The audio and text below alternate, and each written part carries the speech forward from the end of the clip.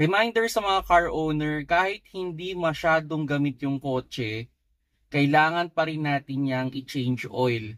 Kung yung oil na nilagay sa inyong huli is mineral, that's good for 3 months lang o maximum of 4 months. Kung polysynthetic naman yung nilagay dyan, ideal yan pinapalitan every 6 months. Although pwede naman nating extend up to 7 months to 8 months, pero wag na sana nga aabot ng 1 taon.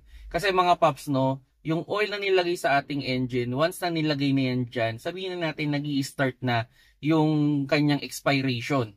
Kasi kung nasa bote yan, di naman siya exposed sa ibang contaminant, okay? So pwede mas matagal yun. Sabihin natin yung lifespan yan, mga 3 to 5 years.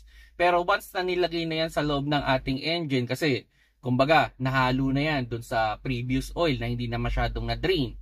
Then, yung mga bakal dyan, yung mga kalawang o kung anumang component dyan, ano? Tapos yung pag-init niya, paglamig, pag-init, paglamig, nagde-deteriorate na yung oil na yan. Kaya para maiwasan natin yung pagkakaroon ng oil sludge o yung pamumuon ng oil, yung para mag-jelly type siya, kailangan talaga natin siyang palitan. Okay? Para sa ikatatagal ng inyong makina. Kasi ang oil, kahit sabihin na natin siya yung pwedeng magpatagal ng ating makina, pero kung hindi natin yan pinapalitan, siya yung magpapasira ng ating makina. So yun yung problema dyan. Kaya kung ano man yung huling oil na nilagay sa inyo, palitan ninyo based dun sa recommended na months nung oil na yon. Okay? So ako, hindi ako believer na yung oil good for 1 year.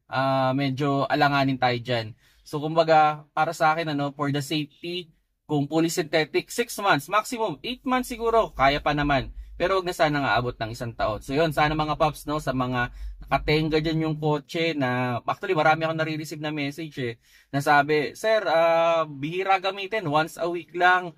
Sir, kumbaga, lagi nakatenga. Actually, itong Avanza ko ngayon, lagi ito nakatenga sa bahay. So, hindi ko ma-accumulate yung recommended na kilometers. Pero, in terms of month, chine-change oil ko siya. So, yun mga paps, no, sana nakakuha kayo ng idea. Ingatan natin yung sasakyan para hindi tayo gumastos ng malaki.